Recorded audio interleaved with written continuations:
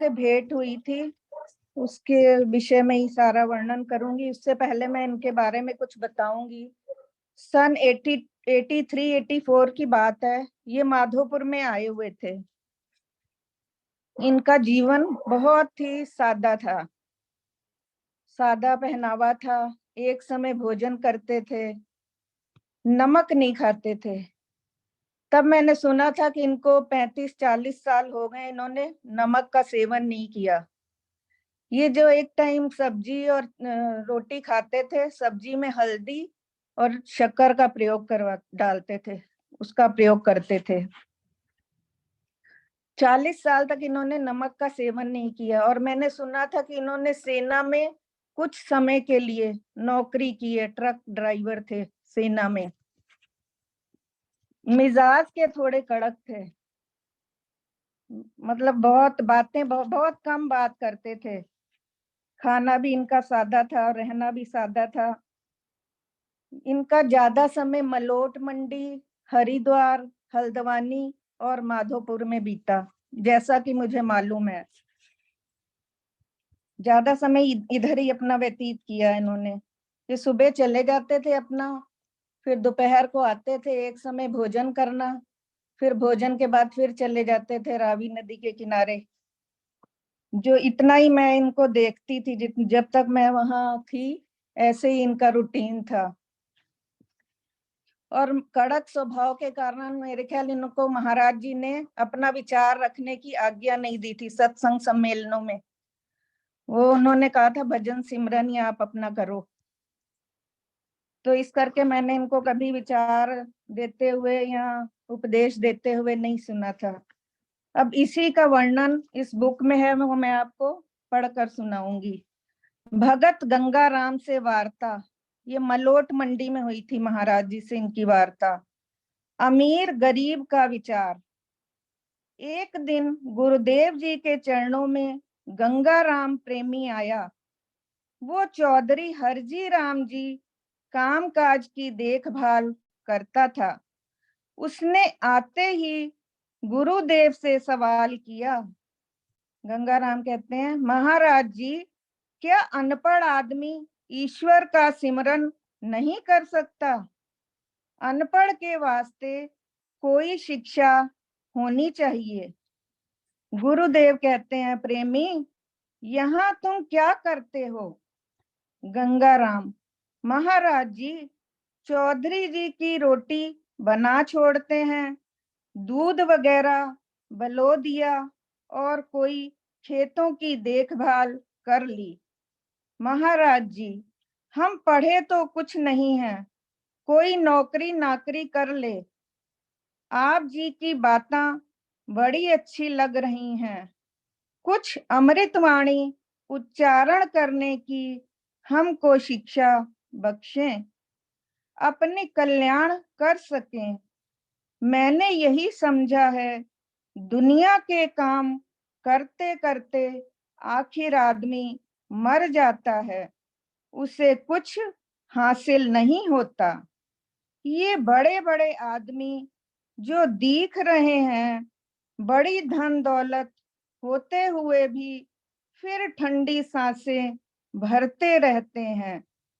हमारे चौधरी जी का बहुत ही नेक स्वभाव है, सेवा भाव भी बहुत है।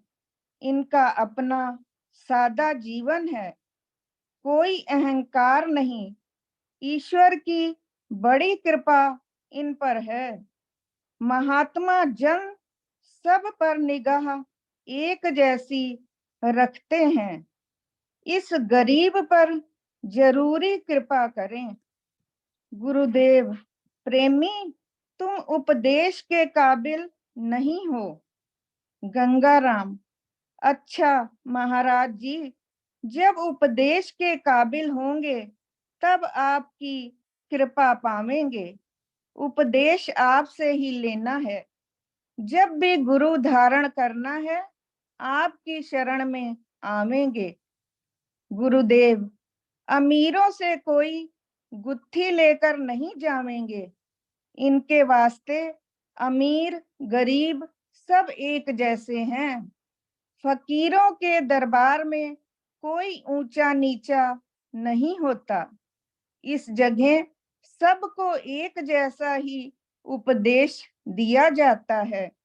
इनके पास वो ही प्रधान है जो तन मन से सेवा करके दिखावे।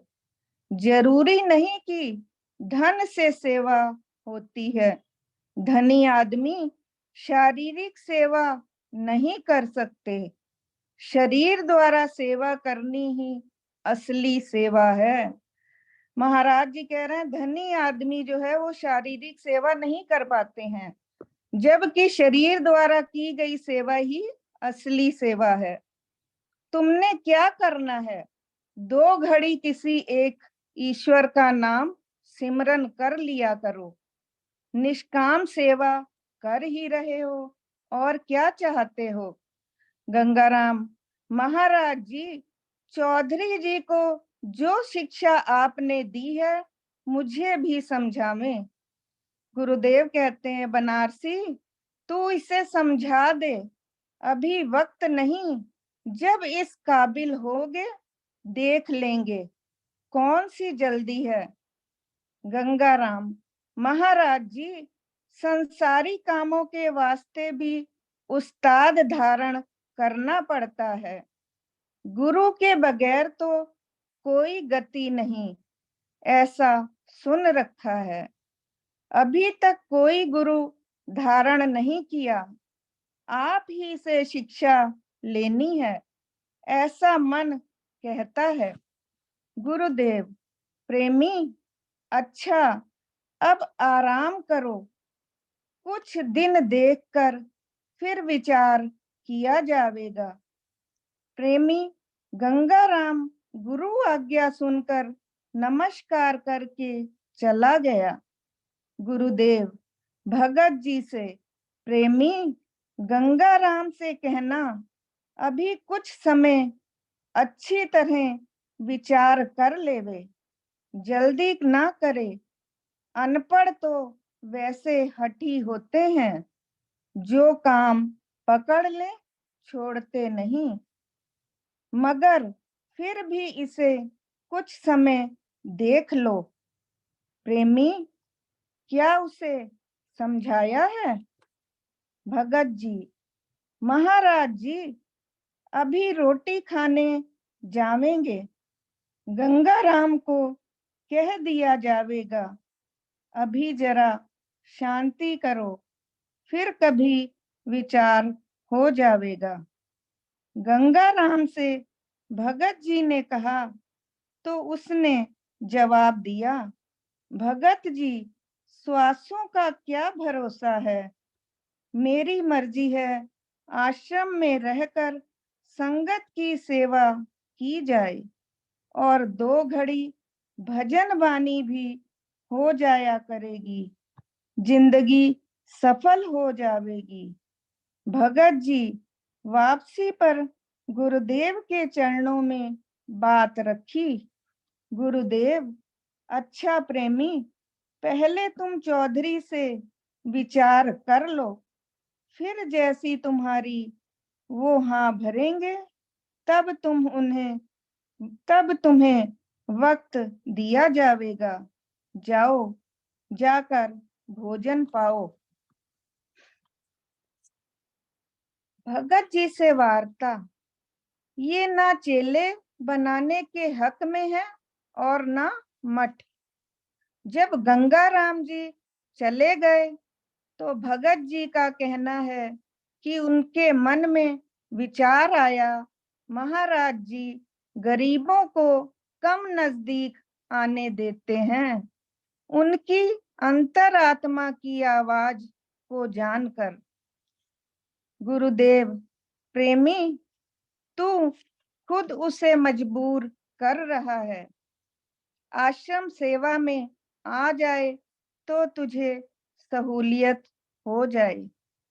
दूसरा, इधर अमीर गरीब का सवाल नहीं है। गरीब आदमी ज्यादा श्रद्धावान और शरीर से ज्यादा सेवा करने वाला होता है। ये सोचते हैं कुछ इस सत्य मार्ग पर चलने वाला होना चाहिए। खाली प्रेमियों की भर्ती नहीं करनी, तादाद नहीं बढ़ानी। महाराज जी कह रहे हैं हमें कोई ऐसी भर्ती प्रेमियों की नहीं करनी, ना ही उनकी संख्या हमें बढ़ानी है। इस योग विद्या को धारण करने के वास्ते कितना कितना अरसा पहले ऋषि आश्रमों में पढ़ा जाता था। आत्मा, शरीर और परमात्मा क्या है, क्या इनका संबंध है, किस तरह आत्मा को जाना जाए, बोध किया जाए। अच्छे त्याग, वैराग्य, सूझ वाले को इस विद्या में डाला जाता था। जिसको इस मार्ग का शौक होता था उसे संसार मार्ग में प्रवृत्त करा दिया जाता था। आज जो आता है महाराज जी नामदेव, योग कैसे किया जाता है ये इस वास्ते नजदीक आने देते हैं, चलो थोड़ा अच्छे रास्ते पर चलकर संसार अग्नि से बचे रहेंगे। इनको शौक नहीं है चेले बनाने का। मालिक का हुक्म बजा लाने के वास्ते जगह जगह जाना पड़ गया है, वरना ऐसी स्थिति वाले कब बात करते हैं, अपनी मौज में मग्न रहते हैं।